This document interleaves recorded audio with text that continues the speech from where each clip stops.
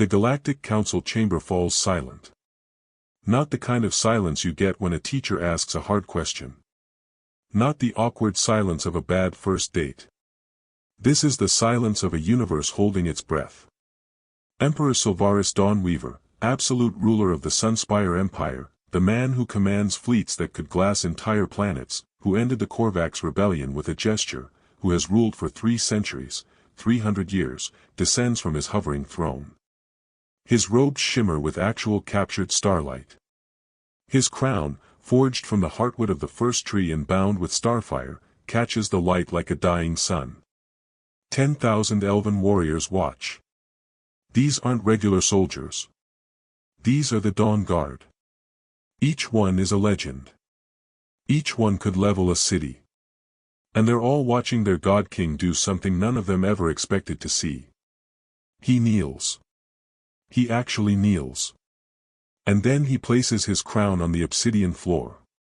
It rings like a bell, and that sound echoes across a dozen worlds through real-time holographic transmission. Half the galaxy is watching this moment. By the iron-blood law of our ancestors, ancient and unbreakable, the Emperor says, his voice carrying the weight of empires, I offer my throne, my fleet, my life, and the future of my people to Justin Freeman, human of Earth, who saved my daughter when I could not. The crown sits there between them. Priceless. Symbolic. Terrifying. And Justin Freeman, 32 years old, divorced, rejected from his dream job 3 times, currently smelling like motor oil and the cheapest protein paste you can buy at a space station commissary, just stares at it. His hands won't stop shaking. Because 17 days ago, all he did was share his lunch with a starving kid hiding in a ventilation shaft. That's it. That's all he did. And somehow, that one act of kindness just changed the entire galaxy. So let me take you back. Let me tell you how we got here. Because this story, this impossible story, starts in the most ordinary way possible. 48 hours earlier. Threshold 7. It's not a planet, it's a space station. But not just any space station. This thing is the size of a small moon, suspended in the gravitational balance between human territory and the Sunspire Empire's space. It's a political statement made of steel and glass and diplomatic compromises. This is where humanity and the elves conduct their Cold War. Not with weapons. Not with fleets. But with carefully worded trade agreements and passive-aggressive diplomatic notes and formal dinners where everyone smiles and no one means it. Most people who live on Threshold 7 see the pretty parts. The grand concourse with its vaulted ceilings that make you feel small in a good way. The diplomatic suites with their customized gravity wells because different species need different environments. The meditation gardens where elven ambassadors practice looking serene while internally composing insults in 17 different languages. But Justin Freeman doesn't see any of that. Justin sees the guts. The infrastructure. The systems that keep this whole political fiction from collapsing into vacuum. He's an infrastructure engineer. Which is a fancy way of saying he crawls through tunnels that were designed for maintenance drones, not full-grown humans, fixing things that nobody notices when they work and everybody blames him for when they don't. Sublevel 19, Sector Grey 7. The maintenance tunnels that run through the station like veins. Ventilation shafts. Coolant conduits. Pressure seals. Life support systems.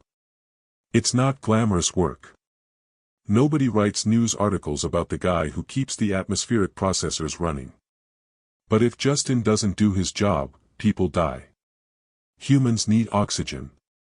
Elves need oxygen plus trace amounts of crystallized ether, which is basically magic particles in the air. Get the ratios wrong and somebody suffocates in their sleep. No pressure or anything. Justin's been here 6 years. 6 full years. And his supervisor, Marcus Webb, still calls him the new guy. The Elven engineering crews won't even eat in the same cafeteria as him. There's no official rule about segregation. No posted signs. It just happens. Like water and oil. Humans on one side, elves on the other. An invisible line nobody talks about but everyone respects. Justin doesn't mind. He prefers eating alone in the tunnels anyway. Less complicated. Less small talk. Just him and his work and audiobooks about pre-war Earth playing in his earbuds.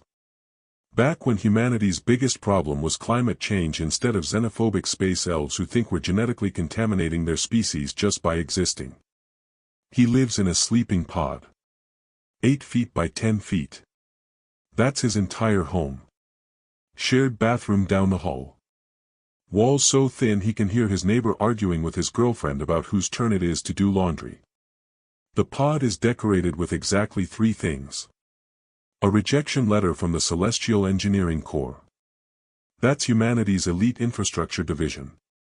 The job he actually wants. The career that would mean something. He's applied 3 times. Got rejected 3 times.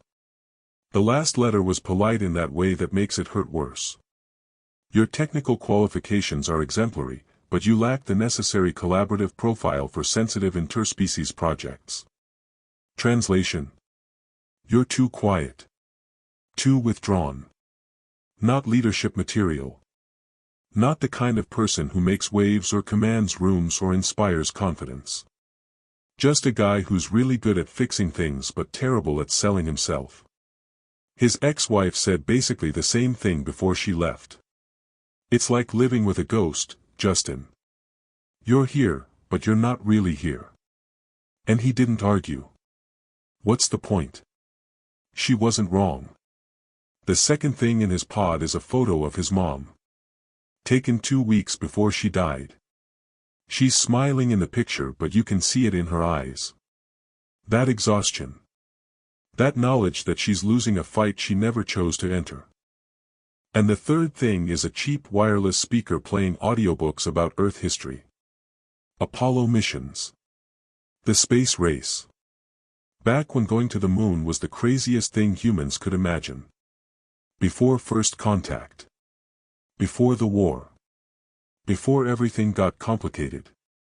He's listening to a book about Neil Armstrong when his comtablet buzzes. Maintenance request. Sublevel 19. Sector Gray 7. Pressure alarm malfunction. Priority, low. Of course it's low priority. Everything's low priority until it explodes and suddenly it's Justin's fault for not being psychic. But that's the job. So he grabs his tool belt, organized to the point of obsession because chaos in the tunnels means death, and he heads down into the guts of the station. Day 1847 on Threshold 7 starts like any other day. It won't end that way. The ventilation shaft is smaller than the schematics indicated. Which is typical. Elven designs look beautiful on paper. Sweeping curves. Elegant proportions. Completely ignoring practical reality like the fact that human engineers have to fit inside these spaces to maintain them. Justin army crawls through the tunnel. His headlamp cuts through darkness so thick it feels like it has weight. The pressure sensor should be 50 meters ahead. Junction box 19G704. Probably a loose connection. Definitely a waste of his morning. He's mentally writing his report already.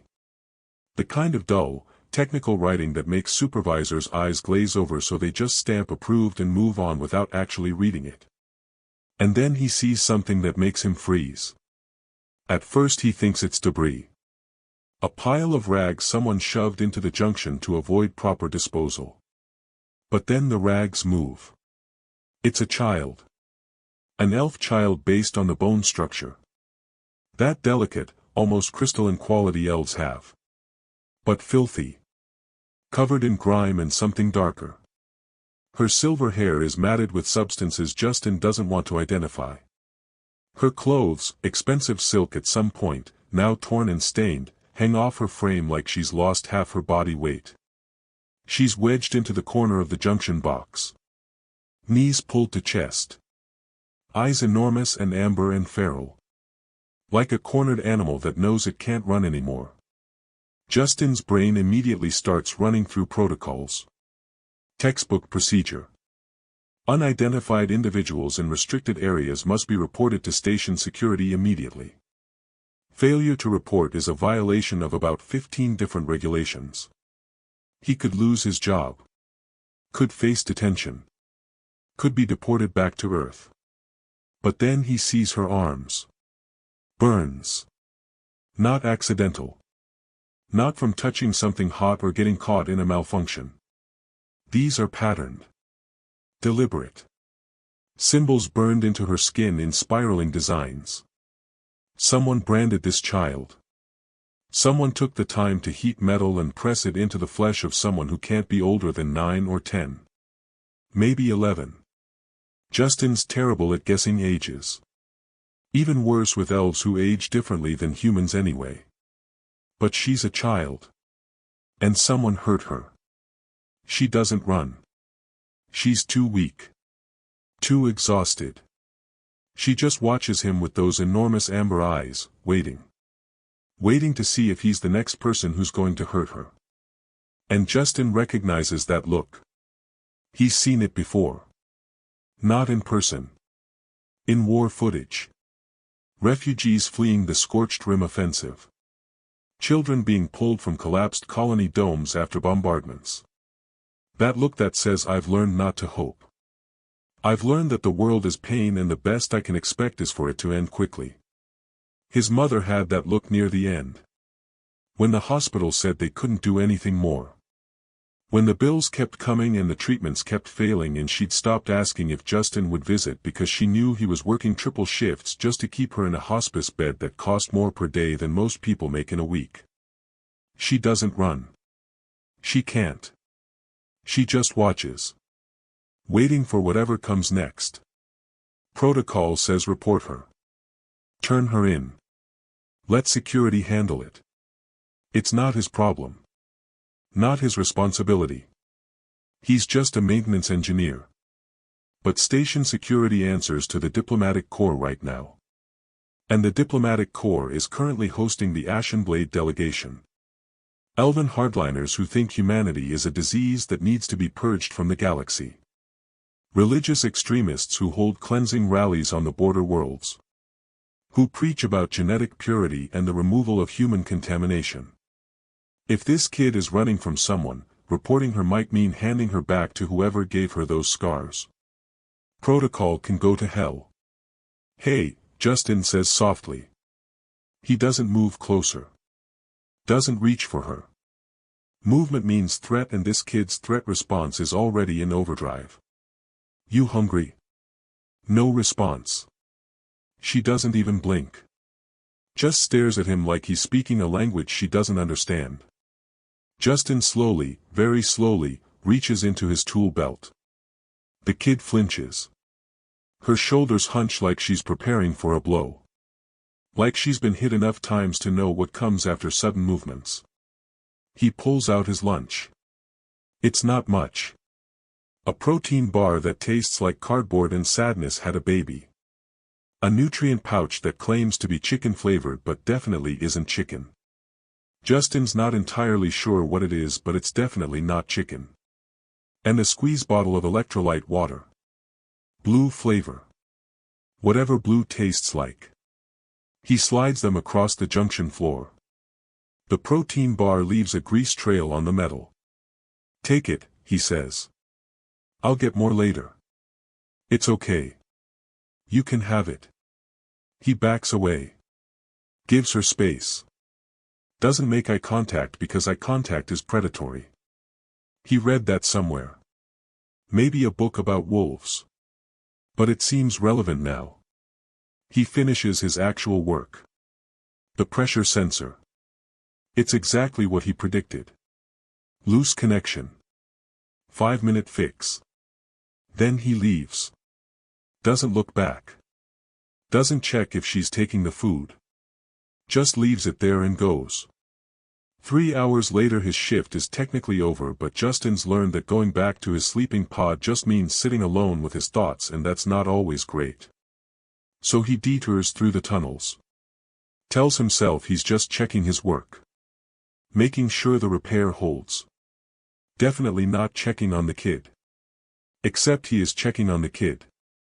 The junction is empty. The food is gone. Every wrapper. Every crumb. The water bottle. All of it. Gone. But there's something new. A pendant. Cheap metal.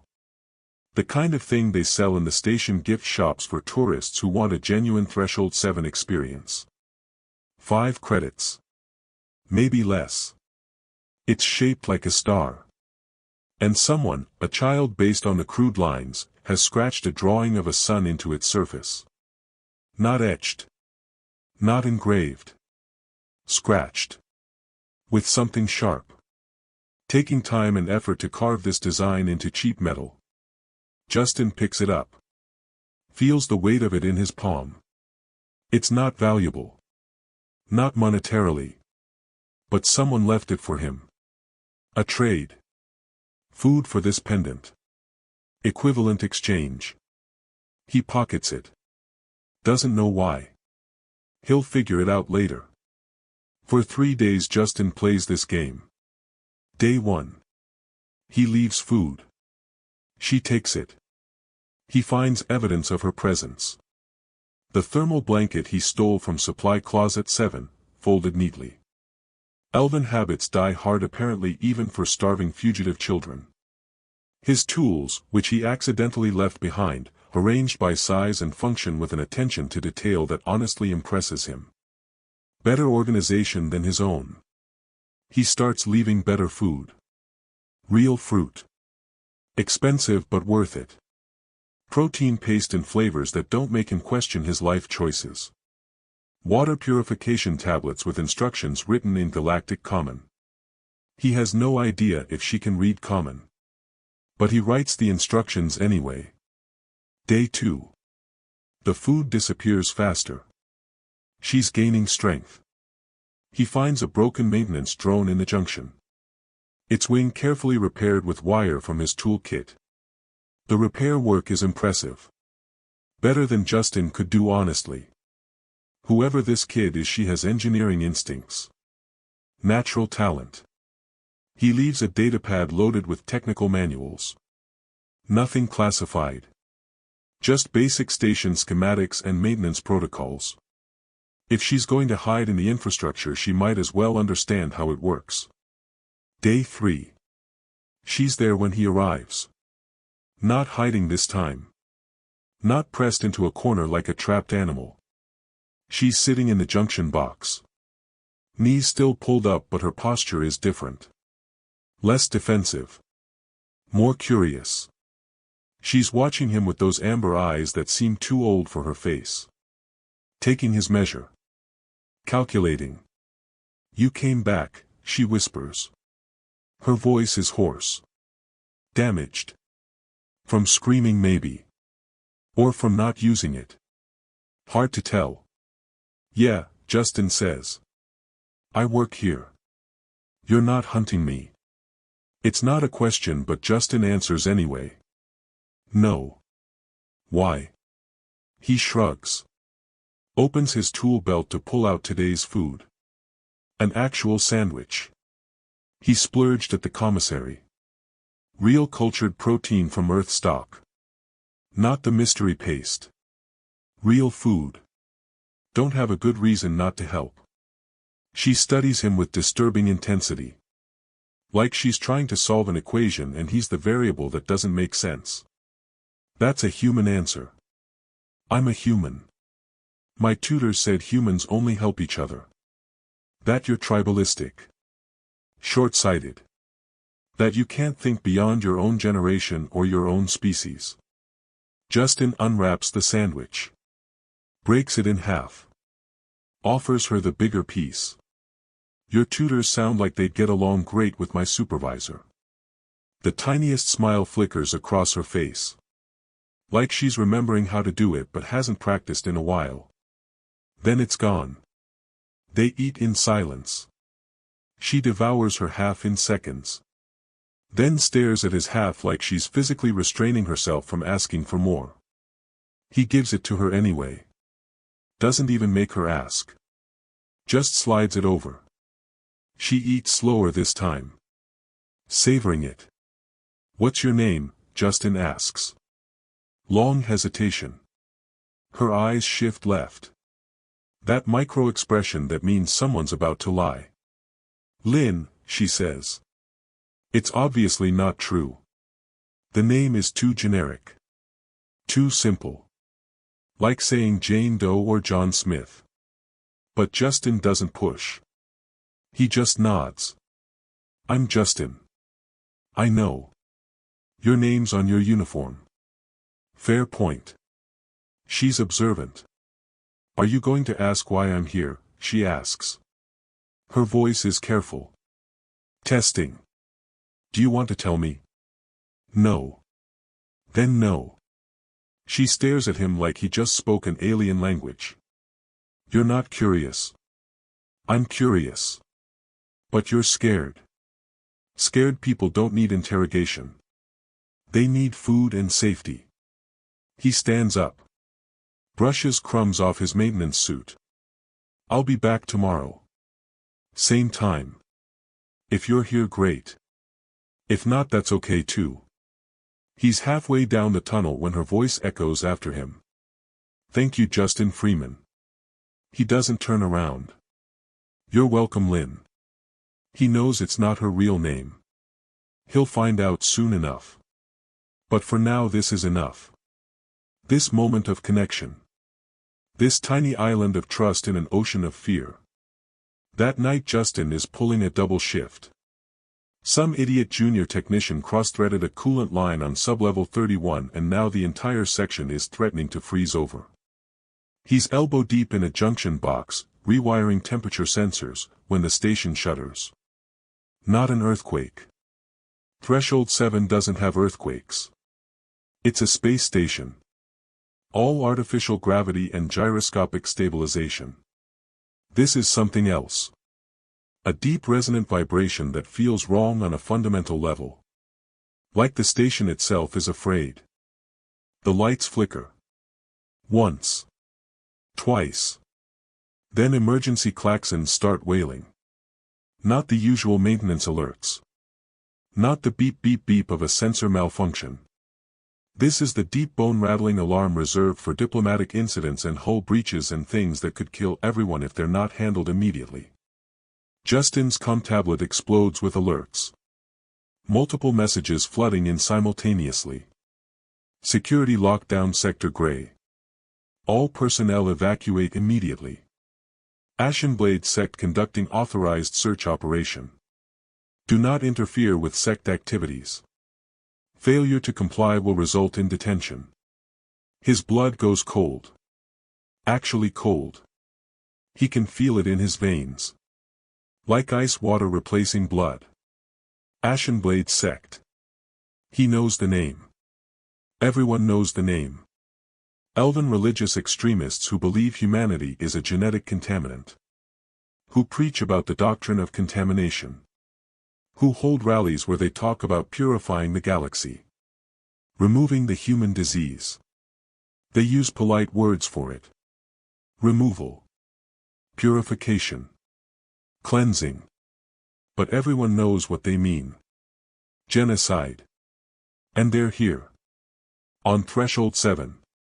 In his sector. Searching. For what? For who? And then Justin knows. Lynn. They're searching for Lynn. He runs.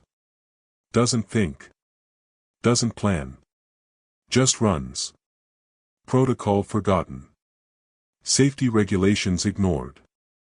He takes maintenance ladders 3 rungs at a time.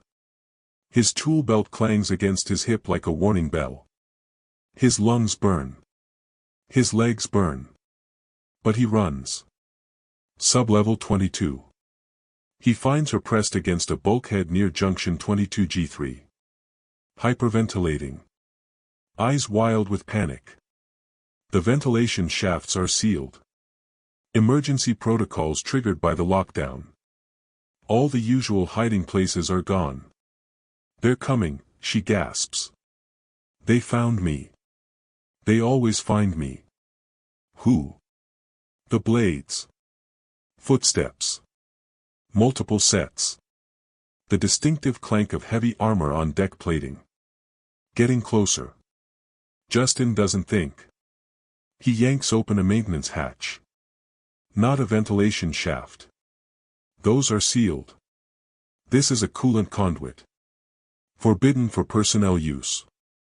There are warnings posted in 3 languages. Extreme cold. Authorized personnel only. Exposure time before hypothermia approximately 4 minutes.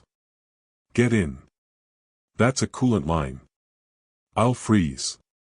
You'll die if they find you. Get in. Now. She scrambles inside. Justin pulls off his jacket. It's regulation thermal weave. Rated for cold environment work. Not rated for coolant conduits, but better than nothing. He throws it to her. Wrap up. Stay quiet. Don't move. Don't breathe loud. They'll kill you. They won't know I was here. He seals the hatch just as 3 elven warriors round the corner. Ashenblade sect. He recognizes them from news feeds. From protest footage. From war reports. Their armor is black chrome inscribed with prayers of purity. The text glows with bioluminescent script. Elven words Justin can't read but can feel. They radiate wrongness. Their weapons hum with barely contained magical energy. Not stunners. Not crowd control. These are war weapons. Built to kill. Human. The voice comes from the leader. A scarred female with eyes like chips of ice. A scar bisecting her face from temple to jaw. Not a combat scar. Too clean. Too deliberate. A ritual marking maybe. She scans Justin with a handheld device. Its screen pulses with Elven script. You are in violation of the lockdown order. I was checking a coolant leak, Justin says. His voice is steady. Training kicking in. When dealing with authority figures, project confidence. Make eye contact. Don't fidget. His hands are shaking though. Betraying him. He shoves them in his pockets. Didn't hear the alarm. These tunnels block a lot of sound. You've seen no one. Just pipes and rats. Well, space rats. Whatever you call those things. He forces a smile. It feels like lying. It is lying. Technically. But for a good cause. The leader steps closer. Invasion of personal space as an intimidation tactic. She's good at it. She smells like ozone and burning cedar. Magic barely restrained. The sect is searching for a fugitive. A child. Contaminated. Dangerous. If you possess information, speak now. The Empire rewards those who serve purity. Justin meets her eyes. Holds her gaze. I work alone. Haven't seen any kids. She stares at him. 5 seconds. 10. 15. It feels like an hour. Like she's peeling back layers. Reading his thoughts. Seeing through every lie. Then her scanner pings. An alert from the next sector. She gestures to her squad. They move. Armor clanking. Boots leaving scorch marks on the deck plating where they touch. Actual scorch marks. Their armor is that hot. That charged with magic. Justin waits. Counts to 30. Then 60. Then 90. 2 full minutes. Making absolutely sure they're gone. Then he opens the coolant hatch. Lynn tumbles out. Her lips are blue. Her skin pale. Shaking so hard her teeth chatter. She's wrapped in his jacket, but it's not enough. 4 minutes in a coolant line. She's borderline hypothermic. Justin wraps his arms around her. Trying to transfer body heat. Basic first aid. Skin-to-skin contact when possible. She sobs silently. Fists pressed against her mouth. Shoulders heaving. "I'm sorry," she whispers. "I'm so sorry. They'll kill you now. They'll know you helped me. They didn't see you. You're okay. You don't understand. They always find me. Commander Craveth, he has hunters. Trackers. They won't stop. Then we don't stay here." "Where?" "My place.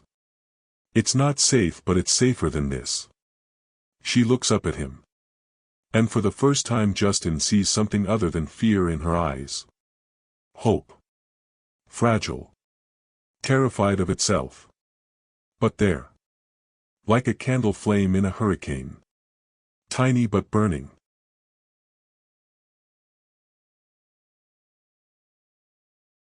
Justin's sleeping pod has never felt smaller. 8 by 10 feet seemed adequate when he was alone. Now with another person it feels claustrophobic. Lynn sits on his bunk. There's only one bunk. Justin's sitting on the floor. Back against the wall. She's wrapped in every blanket he owns plus a thermal emergency wrap he grabbed from a supply closet on their way here. She's stopped shaking. Color returning to her face. But her eyes are distant. Haunted. "I need to tell you something," she says quietly. "You don't have to. My name isn't Lynn. I figured." She pulls back the sleeves of her shirt. His shirt actually. He gave her clean clothes. His oversized maintenance uniform hangs on her like a tent. The burns on her arms are clearly visible now. Not random. Symbols. Elven script Justin doesn't recognize. Intricate. Deliberate. "These are purification brands," she says. "The Ashenblade sect marks anyone they deem contaminated before execution. It's a ritual. They believe burning the marks into flesh releases the corrupted spirit. So you feel the pain, and that pain is supposed to purify you." Justin's stomach turns. "How old are you?" 11 solar cycles. 13 in your human counting. Jesus Christ. The words come out before he can stop them. "My name is Elindra Dawnweaver."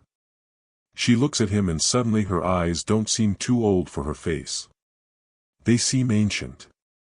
Carrying weight no child should bear. "I'm the heir to the Sunspire throne. And the people hunting me are my father's generals." The universe tilts sideways. Everything Justin thought he understood suddenly doesn't make sense. "You're the Emperor's daughter." "Yes. The Emperor. Emperor Silvaris. The guy who commands the largest fleet in the galaxy. Who ended the Korvax rebellion. Who's ruled for 3 centuries. Yes. And his own generals kidnapped you. To kill me. Publicly. In front of the Galactic Council. To spark a war that would exterminate humanity." Justin sits down heavily. He's already sitting, but somehow he sits harder. Like gravity just increased. "I need you to start from the beginning. Please." Elindra explains. Her voice steady despite the trembling in her hands. "The Ashenblade sect is ancient. Older than the Empire itself. Predates it by millennia. They started as guardians of Elven genetic purity. Keepers of bloodline records. Enforcers of marriage laws. Making sure elves didn't interbreed with other species. Making sure the bloodline stayed pure. It was archaic but tolerated because they provided structure. Order. Then 30 years ago things changed. Elven lifespan started shortening. Subtly at first. A few years off the average. Within statistical margins of error. Easy to dismiss as random variation. Then dramatically. Elves who should have lived 5 centuries were dying at 3. Children born with weaker magical affinities. The Fade. That's what they call it. A magical entropy. A slow unraveling of elven biology. Like something fundamental is breaking down at the genetic level. And it was spreading. The Ashenblade sect claimed they knew why. Humanity. They call it the doctrine of contamination. The idea that humans are anti-magical. That your very existence disrupts natural etheric flow. That proximity to humanity is poisoning elven genetics. Like we're radioactive but with magic. That's insane, Justin says. Is it? She meets his eyes. Your species has no magic. No connection to the etheric plane. You're empty in ways elves can perceive. Some of our mystics say being near humans feels like standing next to a void. Like there's a hole in reality where you are. So your solution is genocide? Not mine. Theirs. Her voice hardens. The Ashenblade started preaching purification. Removal of the human contamination. They gained followers. Desperate elves watching their children die young. Watching their magic fade. Watching their culture crumble. And the Ashenblade had an answer. A simple answer. Blame humanity. Remove humanity. Problem solved. My father refused. He said the fade predated human contact. He said the Ashenblade were liars. Zealots. Using fear to gain power. So they kidnapped you. They planned to execute me during the Galactic Council Summit. Public. Brutal. Broadcast across every world. They'd claim I was contaminated. That my father had allowed human influence to corrupt the royal bloodline. That his refusal to act against humanity proved his weakness. His compromise with your species proved he was unfit to rule. Her voice cracks. My death would rally the empire behind genocide. Unite them. A war neither species would survive. How did you escape? Her hands curl into fists. So tight her knuckles turn white. Commander Tavriel. My bodyguard. She's been with me since I was born. After my mother died, Tavriel was the one who raised me. More than a guard. More than a servant. She was family. Kravatha's squad ambushed us in the diplomatic wing. 12 Ashenblade warriors against 1 guardian. Elite warriors. The best the sect has. Against 1 woman. Tavriel told me to run. She held them off. I heard her screaming and I just ran. Like a coward. You were outnumbered. You did what she told you. I left her to die. You survived. That's what she wanted. You don't understand. Elindra's crying now. Silent tears streaming down her face. Tavriel raised me. She taught me how to read. How to fight. How to think. She was the only one who didn't treat me like a political tool. Like a pawn in some game. She loved me. And I left her to die alone. Justin doesn't know what to say. What can he say? That everything will be okay? That's a lie. That they'll find Tavriel? He has no idea. So he does what his mother did when he was scared as a kid. He sits beside her and lets her cry. Doesn't try to fix it. Doesn't offer empty platitudes. Just sits there. Present. Bearing witness to her pain. His tablet buzzes. Priority alert. The sound is jarring in the quiet. Diplomatic incident in progress. Emperor Silvaris Dawnweaver arriving threshold 7. Estimated time of arrival 6 hours. All non-essential personnel confined to quarters until further notice. Elindra goes pale. Actually pale. Like all the blood just drained from her face. He's coming. That's good, right? Justin asks. He's your father. He can protect you. If the Ashenblade finds me before he does, they can kill me and claim he ordered it. That he's purging his contaminated bloodline to prove his loyalty to Elven purity. It gives them legitimacy. It makes him complicit in my death. Makes him look like he agrees with them. She grabs Justin's arm. Her grip is surprisingly strong. We have to get to him first. How? The station's locked down. Security is controlled by the Diplomatic Corps, and the Diplomatic Corps is hosting the Ashenblade delegation. There's no way out, is there? She's not really asking. She's stating a fact. Accepting defeat. Justin looks at her. 13 years old. Branded. Hunted. Terrified. Alone except for a maintenance engineer she met 4 days ago. And he thinks about his mother. Dying alone in a hospice bed because no one would help. Because the system failed her. Because people looked at the cost and the risk and decided it wasn't worth it. There's always a way out, Justin says.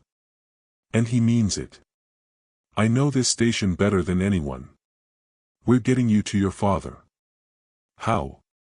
Elves designed Threshold 7. They made it beautiful. Elegant. Perfect on paper. But humans maintain it. And I've spent 6 years mapping every crawlspace, every override, every forgotten tunnel that Elven designers never bothered documenting because it wasn't aesthetic enough to put on the official schematics. He grins. And he's surprised to find it's genuine. Time to use the home field advantage.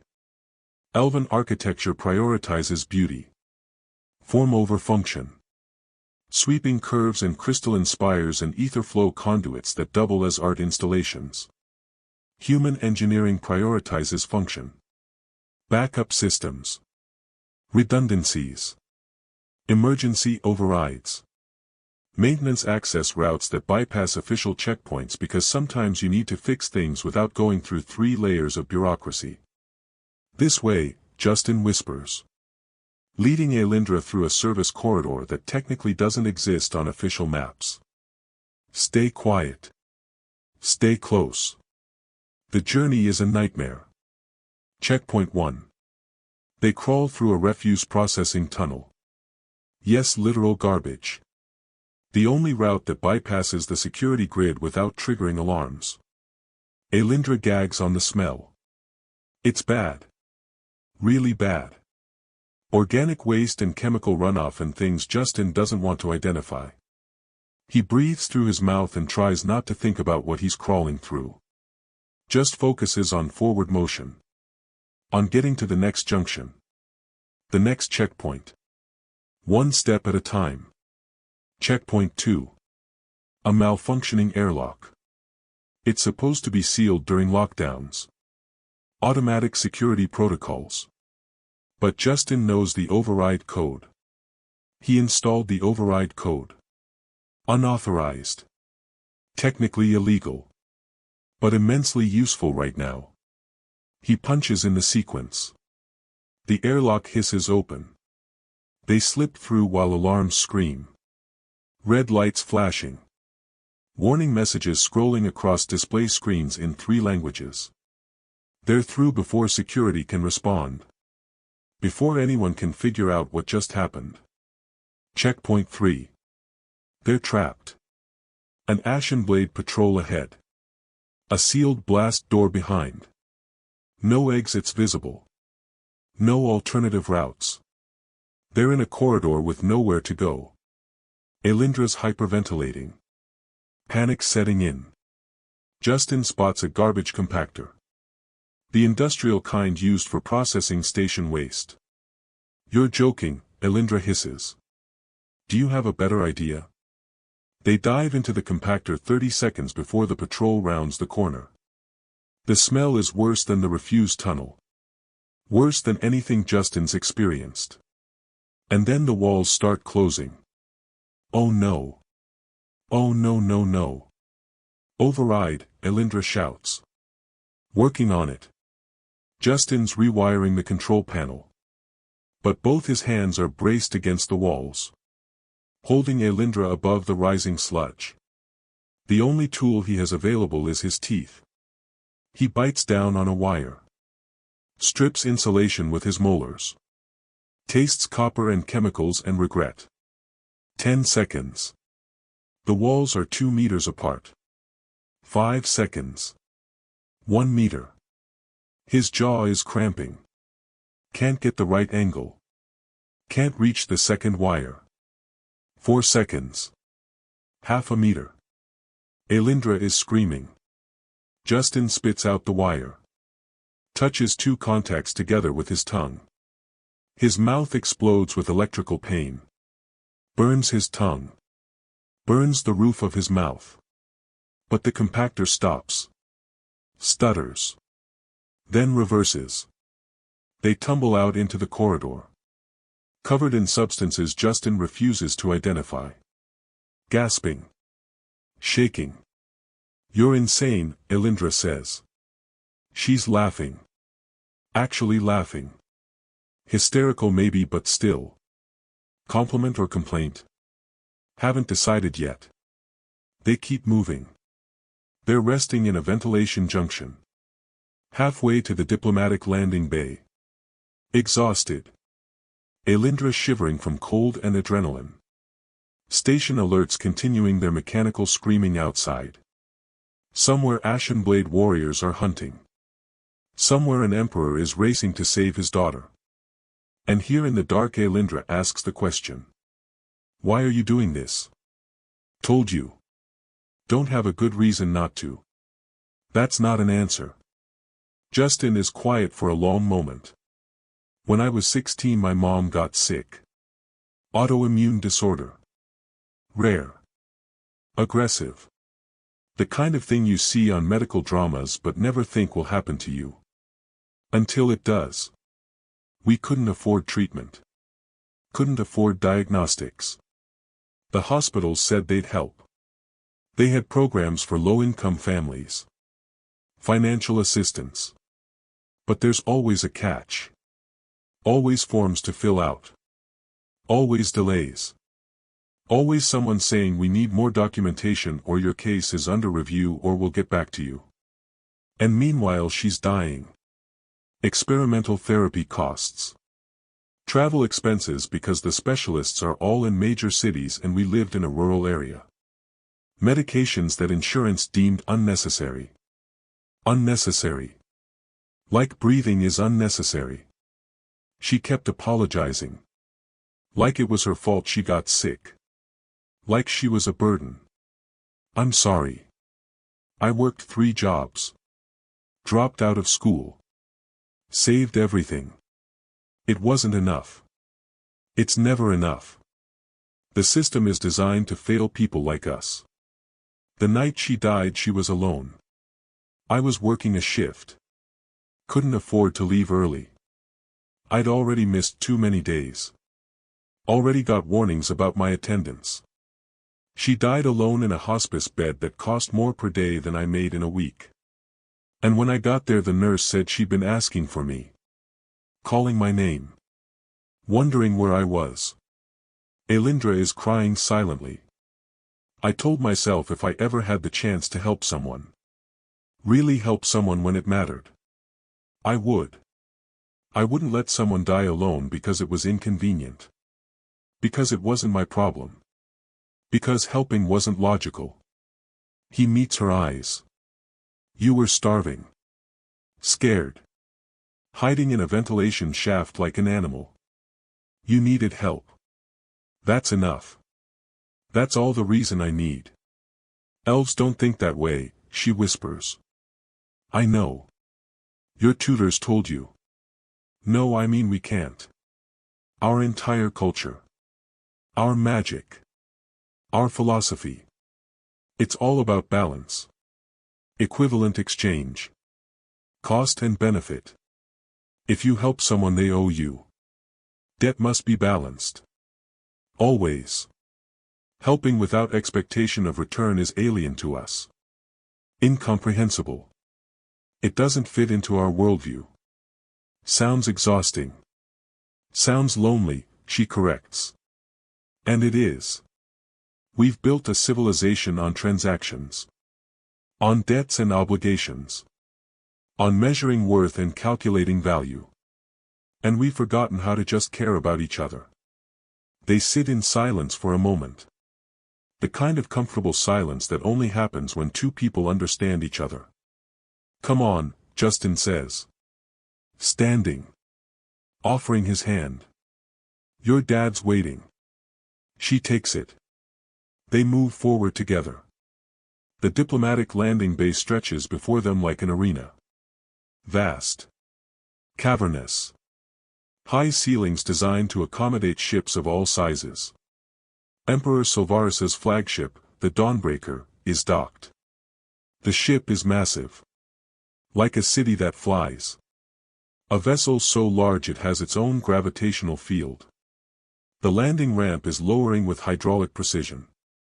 Imperial guards pour out. 50 warriors in gleaming armor. Weapons hot. Scanning for threats. Moving in formation with military precision. But the Ashenblade got there first. Commander Kravith stands at the base of the ramp with his elite squad. 50 warriors in black chrome. Armor inscribed with prayers that glow like dying stars. His face is angular. Cruel. Beautiful in the way predators are beautiful. Sharp edges and cold calculation. Elindra Dawnweaver, he calls across the bay. His voice amplified by magic. Echoing off the walls. Daughter of a weak king. Come forth. Face your purification. Elindra steps forward. Justin grabs her arm. Don't. If I don't, they'll kill you. They'll kill you anyway. I know. She pulls free. Looks at him. Thank you for trying, Justin Freeman. She's 3 steps away when Justin does something monumentally stupid. He steps in front of her. Blocks her path. Places himself between this child and 50 elite warriors who could vaporize him without effort. You want her, you go through me. Kravith laughs. It's a sound like breaking glass. Cruel and sharp and wrong. A human. How appropriate. The contamination protects itself. She's a child. She is a symbol. Her existence undermines the purity of our species. Her death will unite us. She's 13 years old, you psychopath. She is the beginning of elven extinction. And you. Kravith raises his hand. Magic coalesces around it. Plasma hot. Reality bending. The air shimmers with heat. Are proof that contamination must be purged. Justin closes his eyes. Thinks about his mother. About Elindra. About whether this is a good death. Whether it means something. The blast never comes. A figure materializes between them. Female. Elven. Armor shattered. Bleeding from a dozen wounds. Half her face a mass of burns. But standing. Moving. Fighting. Commander Tavriel. Elindra, she rasps. Her voice destroyed. Damaged. But still fighting. Run.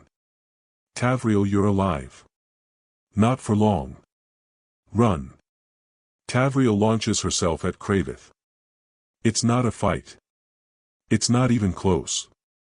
50 Ashenblade warriors converge on her. It's a massacre. But she's buying seconds. Precious seconds. And she's smiling. Actually smiling.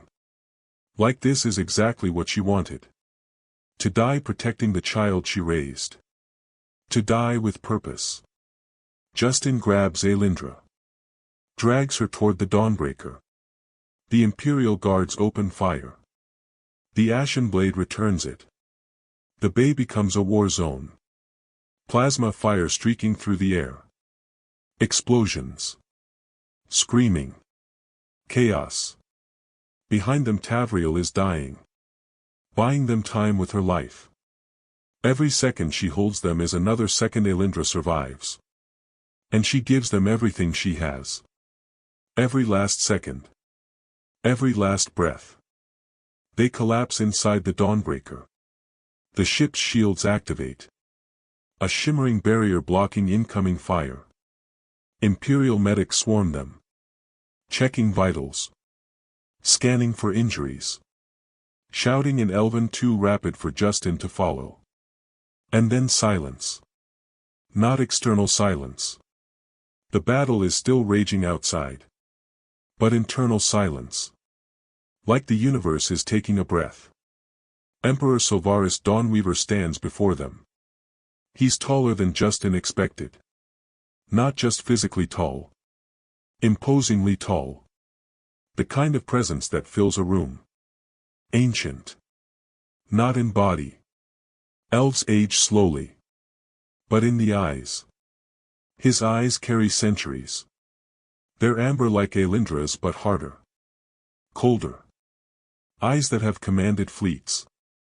Ended civilizations. Made and broken alliances with a word.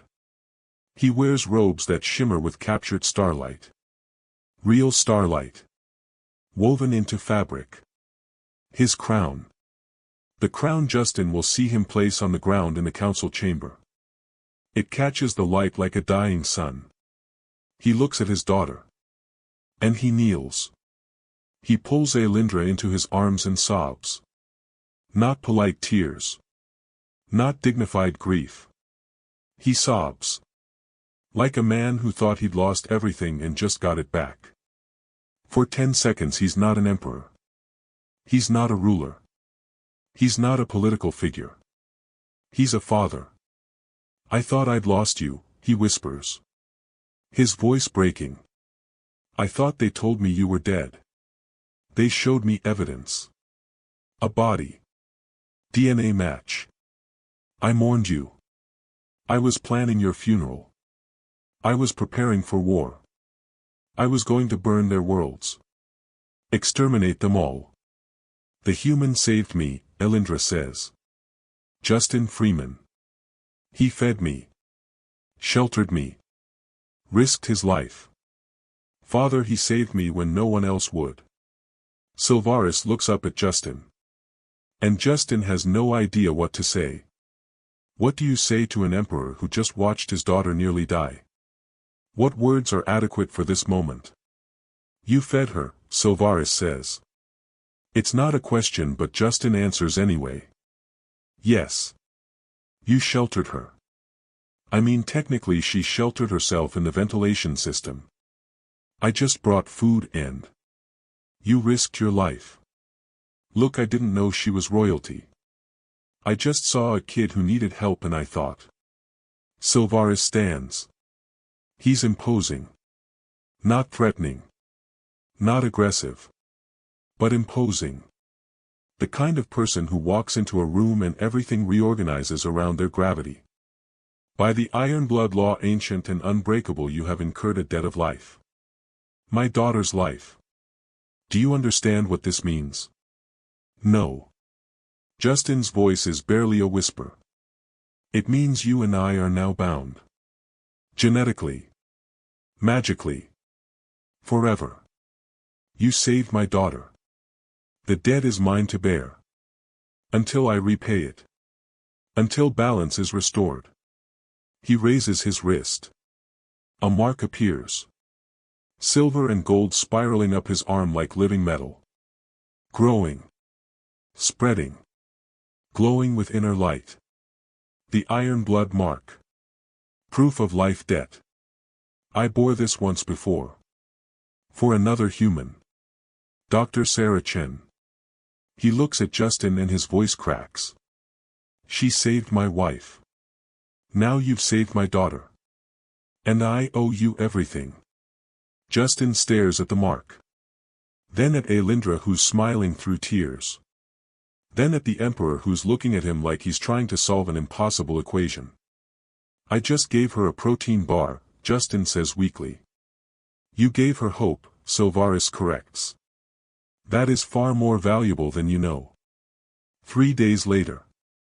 The Galactic Council Chamber. Justin stands on a platform before 40 species. Feeling like an insect under a microscope. Every eye in the galaxy watching. The human delegation is to his left. Ambassador Morrison giving him encouraging nods that feel more like warnings. Be careful. Don't say the wrong thing. Remember you're representing all of humanity right now. No pressure. The Elven delegation to his right. Half looking at him with curiosity. Half with outright hatred. Like he's personally responsible for every problem their species faces.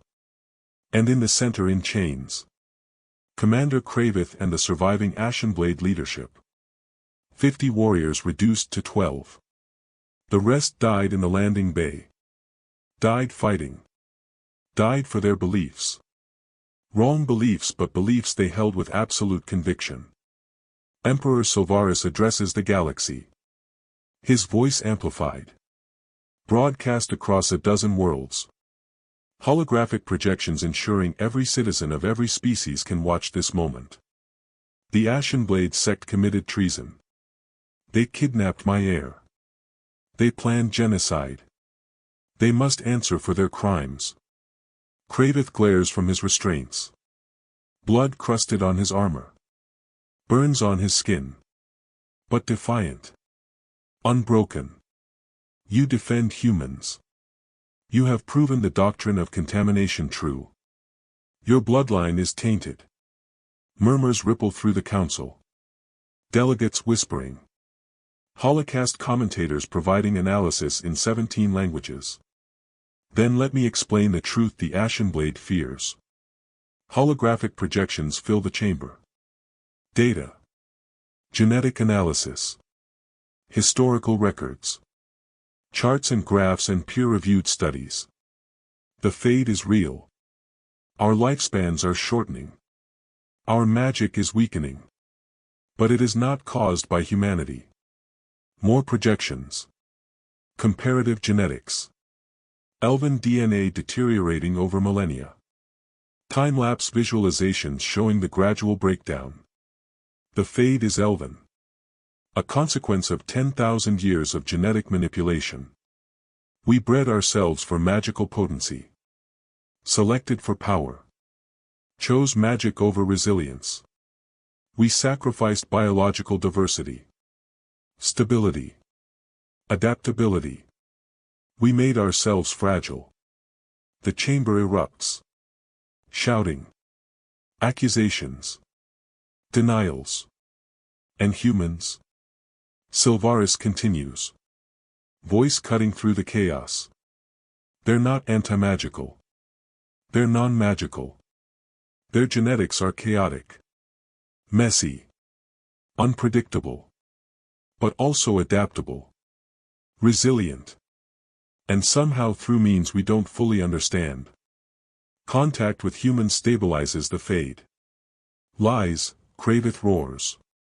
You fabricate data to justify your weakness. I submitted to the Iron Blood Law 17 years ago.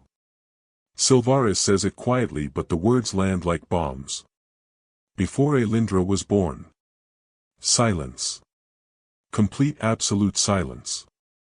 Her mother. My wife. Empress Cylindra. Was dying of the fade. 6 months to live. The best doctors. The finest healers. All said the same thing. Nothing could be done. His voice cracks. I was desperate. I encountered a human physician. Dr. Sarah Chen. She was researching genetic therapy. Experimental. Untested. Dangerous. But I had no other options. She saved Cylindra's life. Used experimental gene therapy. Techniques no elven healer would attempt.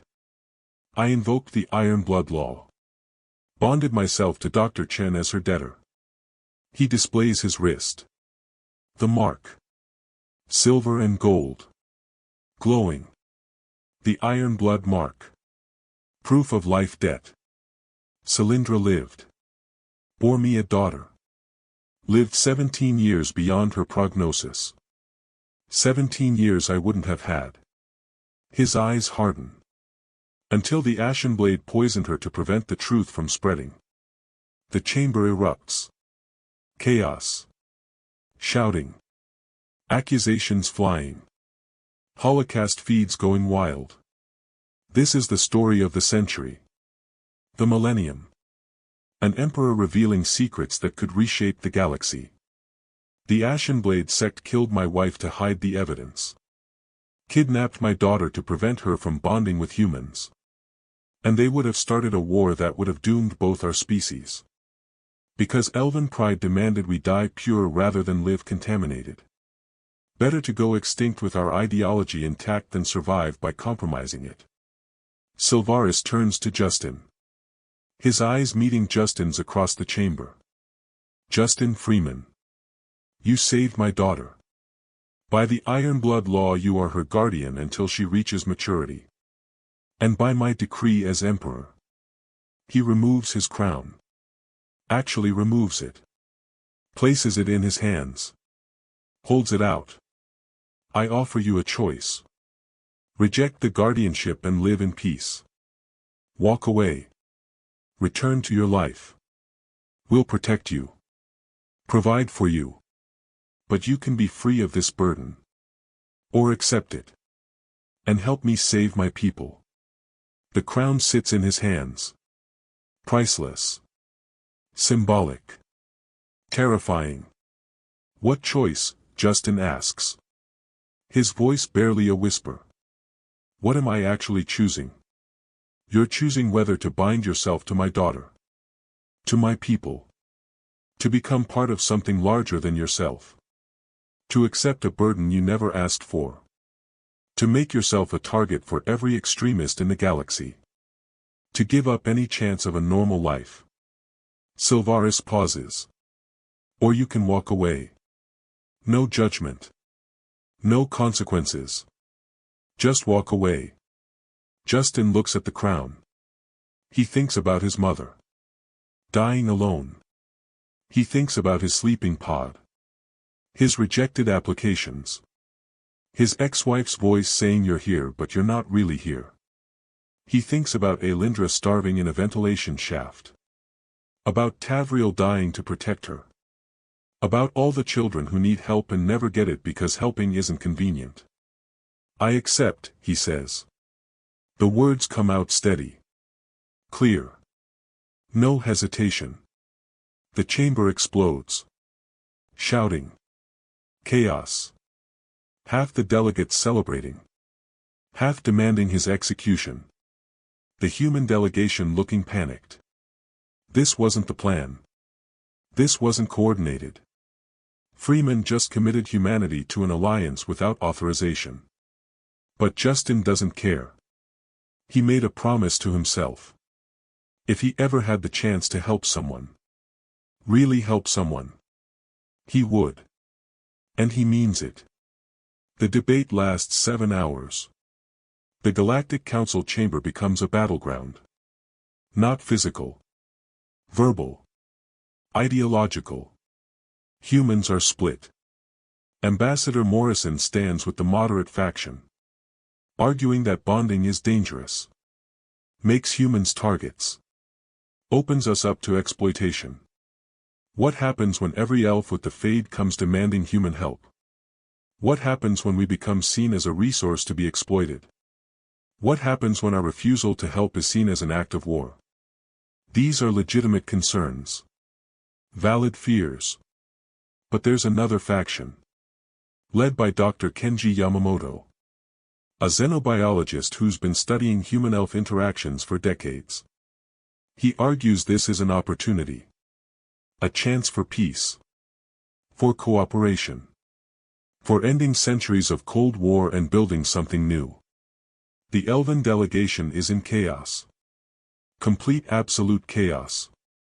Hardliners demand Justin's execution. Call him an abomination. A contamination. Proof that humanity must be purged. Moderates demand investigation. Want to study the Ironblood law. Understand the science behind it. Figure out if this is real or just elven superstition dressed up as magic. And the younger generation. They're watching the Holocaust feeds. Seeing this human nobody defy an empire. seeing their emperor kneel before a maintenance engineer. And they're wondering if everything their parents taught them was wrong. Ambassador Morrison pulls Justin aside during a recess. They're in a side chamber. Just the two of them. Morrison looks exhausted. You don't have to do this. He's trying to be kind. Trying to offer an escape. We can protect you. Witness protection. New identity. New life. You can disappear. What happens to Elindra? The Empire will protect her. The Empire just tried to kill her. Morrison sighs. The kind of sigh that carries the weight of impossible decisions. Justin, if you accept guardianship, you become a political figure. Every extremist in the galaxy will want you dead. Every faction will try to use you. Humans who see you as a traitor. Elves who see you as contamination. Politicians who see you as a tool. You'll never have a normal life again. Never have privacy. Never be safe. Justin thinks about his sleeping pod. 8 by 10 feet. Walls so thin he could hear his neighbors' arguments. 3 rejection letters. Audiobooks about a world that doesn't exist anymore. His ex-wife's voice. His mother's death.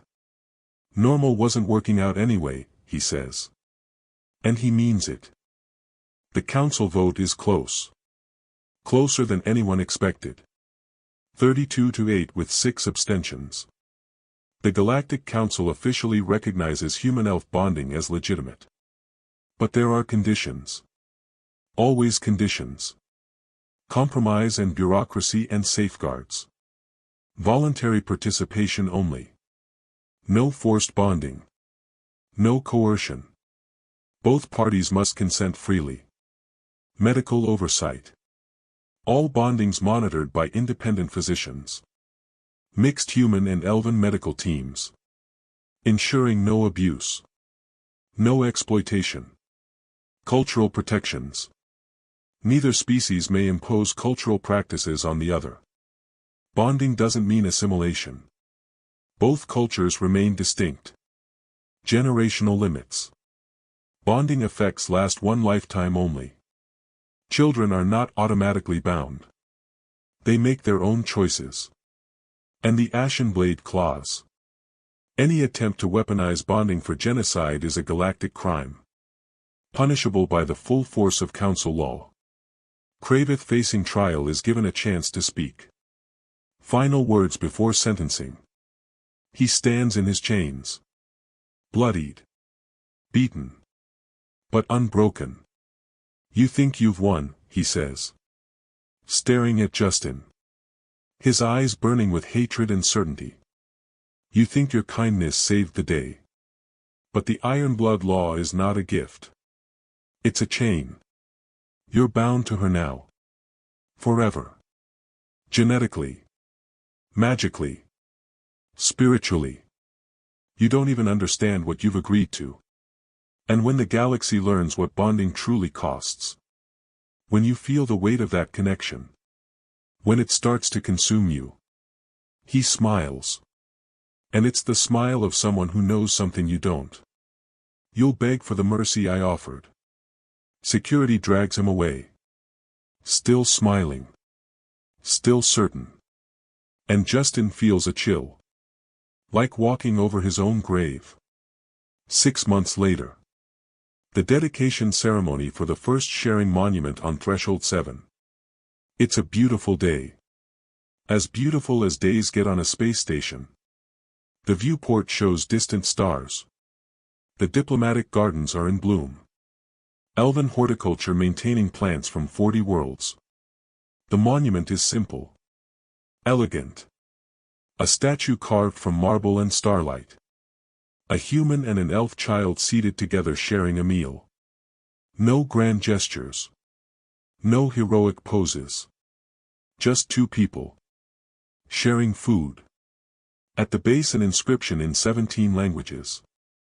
In the darkest hour kindness was the bridge. From this place 2 species learned to walk together. Elindra stands beside Justin. She's wearing formal robes of the heir apparent. Royal purple and silver. Embroidered with symbols of the Sunspire dynasty. She's healthier now. The scars on her arms are fading. Medical treatments in time and safety. She smiles more. Laughs easier. Still has nightmares. Still wakes up screaming sometimes. But she's healing. Do you regret it? She asks quietly. What? Helping me. Becoming this. She gestures at the crowd. Thousands of humans and elves. Together. Mingling. Talking. Some awkwardly. Some naturally. But together. First time in living memory. Justin's life is unrecognizable. He's not invisible anymore. Can't be. He's a symbol. The first guardian. The human who defied an empire. The man who made an emperor kneel. He gets death threats weekly. Extremists on both sides. Humans who call him a traitor. A human supremacist group that sends him messages saying he should have let her die. That helping elves is betraying humanity. Elves who call him contamination. Who say he's poisoning their princess. Who promise to purify him. To cleanse the galaxy of his stain. He also gets marriage proposals daily. Humans who want to be part of history. Elves who want to study bonding. Politicians who see opportunity. He deletes them all. Security follows him everywhere. Discreet but present. Making sure no one gets too close. Making sure the death threats stay theoretical. And the iron blood mark on his wrist. It pulses constantly. A second heartbeat. He can feel Alindra. Her emotions. Her presence. Like she's always in the back of his mind. When she's happy he feels lighter. When she's scared he feels anxious. When she's in pain he feels it too. It's invasive. Uncomfortable. Like having someone else living in your head. And he wouldn't change it. Not for anything. No, he says. I don't regret it. Why? Because you're not starving anymore. She laughs. Really laughs. Bright and genuine and surprised. The sound of a child who's remembered how to be a child. That's a human answer. I'm a human. She takes his hand. Their iron blood marks glow. Silver and gold spiraling up their arms. Warm. Alive. Connected. Thank you, she whispers. You're welcome. They stand together watching the ceremony. Watching two species tentatively learning to trust each other. It's not perfect. There are still hardliners on both sides. Still extremists. Still people who think the Ashenblade was right. But it's a start. A foundation. A bridge built on one act of kindness. That night Justin is alone in his apartment. Not a sleeping pod anymore. The Empire insisted guardians require appropriate accommodations. So he has an actual apartment now. 3 rooms. A kitchen. A bedroom for him and one for Alindra. Windows overlooking the station gardens. It's more space than he's ever had. Sometimes he still feels like he's trespassing. Like someone's going to realize there's been a mistake and send him back to sublevel 19. His comm tablet pings. Encrypted message. No sender ID. He almost deletes it. He gets so many messages now. Most of them garbage. But something makes him open it. A single line of text. 17 Elven children were taken by the Ashenblade sect. You saved one. We need you to find the rest. Below it. Coordinates. A dozen locations across neutral space. Remote stations. Hidden colonies. Places where people go when they don't want to be found. And a signature. Dr. Sarah Chen. I think we need to talk. Justin stares at the screen. Dr. Sarah Chen. The woman who saved the Empress. Who bonded with the Emperor. Who apparently knows something about all of this that Justin doesn't. He looks toward Elindra's room. She's asleep. He can feel it through the bond. Her contentment. Her safety. Her peace. He thinks about Kravitha's last words. You have no idea what you've unleashed. He thinks about the iron blood mark pulsing on his wrist. He thinks about 16 children. Still out there. Still suffering. Still waiting for someone to care enough to help them. And Justin Freeman. Invisible engineer who just wanted to keep his head down. Rejected applicant. Divorced nobody. Makes a choice.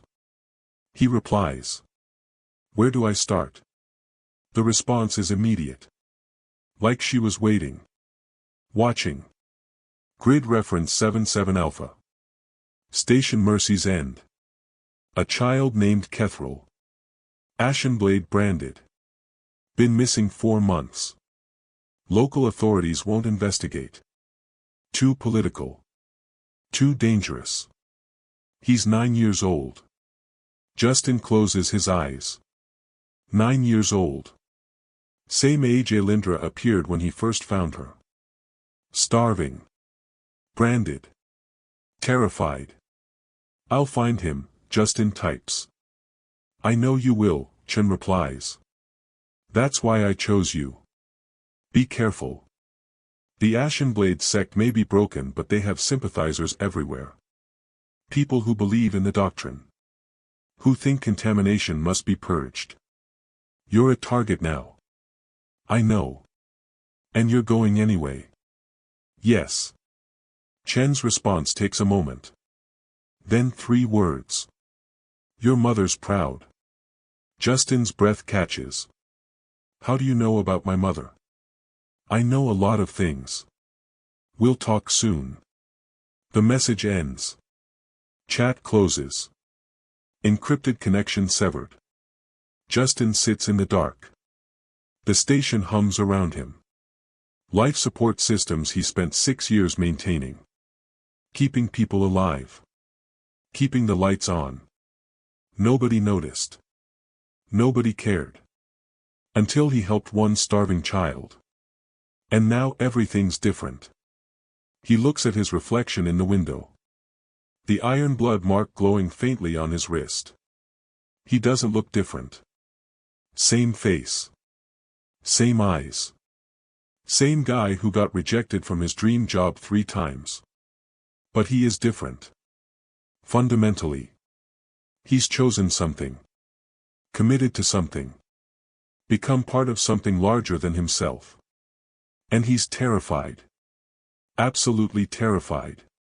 Because Kravith was right about one thing. Justin has no idea what he's unleashed. No idea what the true cost of bonding is. No idea what's waiting for him on Station Mercy's End. But he's going anyway. Because somewhere a 9-year-old kid named Kethril is starving. Branded. Waiting for someone to help. And Justin Freeman made a promise to himself. If he ever had the chance to help someone. Really help someone. He would. No matter the cost. No matter the risk. He would help. So he starts packing. Basic supplies. Medical kit. Rations. Thermal clothing. Tools. He messages Elindra. Leaves a note explaining where he's going. Why he has to go. Promises to be back soon. Hopes he's not lying. And then he books transport to grid reference 77 Alpha. Station Mercy's End. To find a child named Kethril. The first of 16. The beginning of something he can't see yet. Can't understand. But feels in his bones is important. The camera pulls back. Out from Justin's apartment. Through the viewport of Threshold 7. Into the vast darkness of space. The Dawnbreaker floats in the distance. Majestic and terrifying. A city that flies. On its hull barely visible a new emblem glows. A human hand and an elven hand clasped together. The symbol of the Iron Blood Alliance. Two species learning to walk together. The war isn't over. The Fade's mystery remains unsolved. The Ashenblade sect may be broken, but their ideology lives on in the hearts of believers. Extremists on both sides who think compromise is weakness. Who think purity is worth more than survival. The questions remain unanswered. Why do human genetics specifically counter the Fade? What is the true origin of the Fade? Natural evolution or something darker? What really happened to Commander Tavriel? Her fate ambiguous. Her sacrifice unfinished. Who in the Ashenblade poisoned Empress Cylindra? Are they still in power? Still plotting? And what is the true cost of iron blood bonding? What did Kraveth mean when he said you'll beg for the mercy I offered? What does Justin not understand about the connection he's formed? But despite the mysteries, despite the dangers, despite everything unknown and terrifying about what comes next, for the first time in centuries two species dare to hope. Dare to imagine a future where they don't destroy each other. Where they build something together.